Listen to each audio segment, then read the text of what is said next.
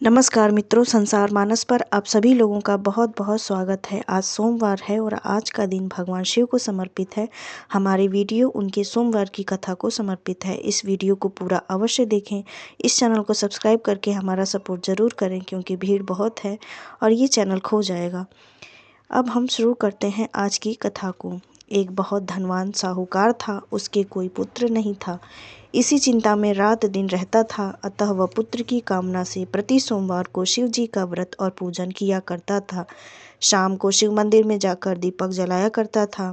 एक दिन उसके इस भक्ति भाव को देखकर पार्वती जी ने शिव जी से कहा, नाथ, यह साहूकार आपका बहुत बड़ा भक्त है। आपका व्रत और पूजन बहुत श्रद्धा से करता है। इसकी इच्छा अवश्य ही पूरी करनी चाहिए। शिव जी ने कहा, प्रिय, यह संसार कर्म क्षेत्र है। देखो, किसान खेत में जैसा बीज बोता है वैसा ही फल काटता है।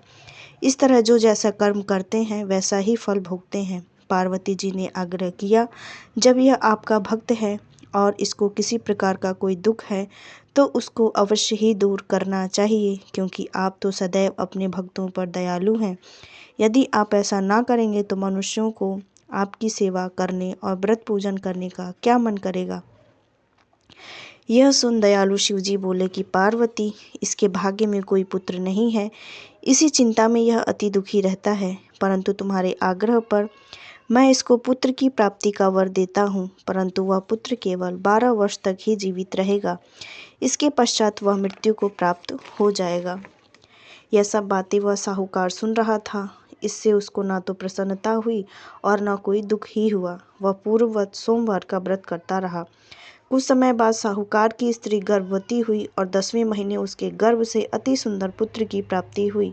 साहूकार के घर में बहुत खुशी मनाई गई, परंतु साहूकार ने उसकी 12 वर्ष की आयु जानकर कोई प्रसन्नता प्रकट नहीं की और उसके न किसी भेद को बताया। जब यह बालक 11 वर्ष का हो गया तो सेठानी ने सेठ से उसके विवाह के लिए कहा। साहूकार ने कहा, मैं अभी इसका विवाह नहीं करूँगा, अभी काशी में पढ़ने भेजूँगा। साहूकार ने अपने साले को बुलाकर उसको बहुत सा धन देकर कहा, तुम इसे काशी जी पढ़ने के लिए ले जाओ और रास्ते में जिस जगह भी जाओ यज्ञ करते और ब्राह्मणों को भोजन कराते जाना। वह दोनों मामा और भांजे सब जगह यज्ञ कराते और ब्राह्मणों को भोजन कराते जा रहे थे। रास्ते में उनको एक शहर दिखाई पड़ा। उस शहर के राजा की कन्या का विवाह था और दूसरे राजा का लड़का जो विवाह कराने के लिए बारात लेकर आया था, एक आंख से काना था। अतः दूसरे राजा को बहुत चिंता थी कि कहीं वर को देख कन्या के माता पिता विवाह में किसी प्रकार की बाधा पैदा न कर दें। इस कारण जब उसने अति सुंदर सेठ के लड़के को देखा तो मन में विचार किया कि इस लड़के से वर का काम क्यों न ले लिया जाए। ऐसा विचार कर राजा ने उस लड़के और उसके मामा से भी कहा तो वह राजी हो गए। साहूकार के लड़के को स्नान आदि करा, वर के कपड़े पहना तथा घोड़ी पर चढ़ाकर मंडप पर ले गए और बड़ी सुंदरता से सब कार्य हो गए। विवाह का कार्य भी बहुत अच्छी तरह से संपन्न हो गया, परंतु जिस समय लड़का जाने लगा तो उसने राजकुमारी की चुंदरी के पल्ले पर लिख दिया कि तेरा विवाह तो मेरे साथ हुआ है, परंतु जिस राजकुमार के साथ तुमको भेजेंगे वह एक आंख से काना है और मैं काशी जी पढ़ने जा रहा हूँ। राजकुमारी ने जब अपनी चुंदरी पर ऐसा लिखा हुआ पाया तो उसने राजकुमार के साथ जाने से इनकार कर दिया और कहा कि यह मेरा पति नहीं है, मेरा विवाह इसके साथ नहीं हुआ, वह तो काशी जी पढ़ने गया है। राजकुमारी के माता पिता ने अपनी कन्या को विदा नहीं किया और बारात वापस चली गई। उधर वह सेठ का लड़का और उसका मामा काशी जी पहुंच गए। वहां जाकर उन्होंने यज्ञ करना और लड़के ने पढ़ना शुरू कर दिया। जब लड़के की आयु 12 साल की हो गई तब एक दिन उन्होंने यज्ञ रचा और कहा कि लड़के ने अपने मामा से बोला, मामा जी, आज तो मेरी तबीयत कुछ ठीक नहीं है। मामा ने कहा कि तुम अंदर जाकर सो जाओ। लड़का अंदर जाकर सो गया और थोड़ी ही देर में उसके प्राण निकल गए। जब उसके मामा ने आकर देखा कि वह मुर्दा पड़ा है तो उसे बहुत दुख हुआ। उसने सोचा कि मैं अभी रोना पीटना मचा दूंगा तो यज्ञ का कार्य अधूरा रह जाएगा। अतः उसने जल्दी से यज्ञ का कार्य समाप्त कर ब्राह्मणों को जिमाने के पश्चात रोना पीटना आरंभ कर दिया। संयोगवश उस समय शिव जी और पार्वती जी उधर से जा रहे थे। जब उन्होंने जोर जोर से रोने की आवाज़ सुनी तो पार्वती जी शिव जी को आग्रह करके उसके पास ले गईं और ऐसे सुंदर लड़के को मरा हुआ देखकर कहने लगी, महाराज, यह तो वही सेठ का लड़का है जो आपके वरदान से उत्पन्न हुआ था। शिव जी बोले, पार्वती जी, इसकी आयु जितनी थी सो तो वह भोग चुका। पार्वती जी ने कहा, महाराज कृपा करके इस बालक को और आयु दो, नहीं तो इसके माता पिता तड़प तड़प कर मर जाएंगे।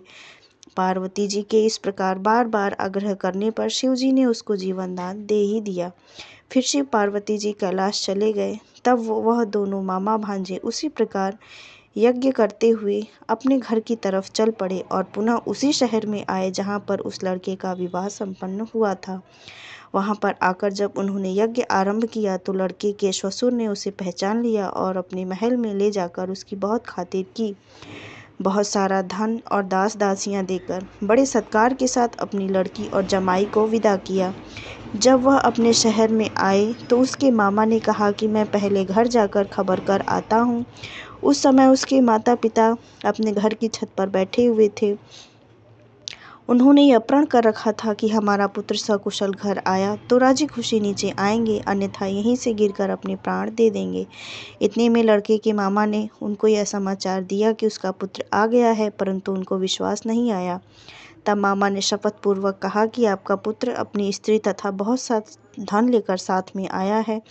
तो सेठ ने बड़े आनंद के साथ उनका स्वागत किया और बड़ी प्रसन्नता के साथ उन्हें घर में अंदर ले जाकर सुंदर आसनों पर बिठाया तथा अनेक आनंद मंगल गाकर सुखपूर्वक रहने लगे। इसी प्रकार जो सोमवार का व्रत करता है उसके सब दुख दूर होकर समस्त मनोकामनाएं अवश्य ही पूरी होती हैं। बोलो भगवान शिव की जय।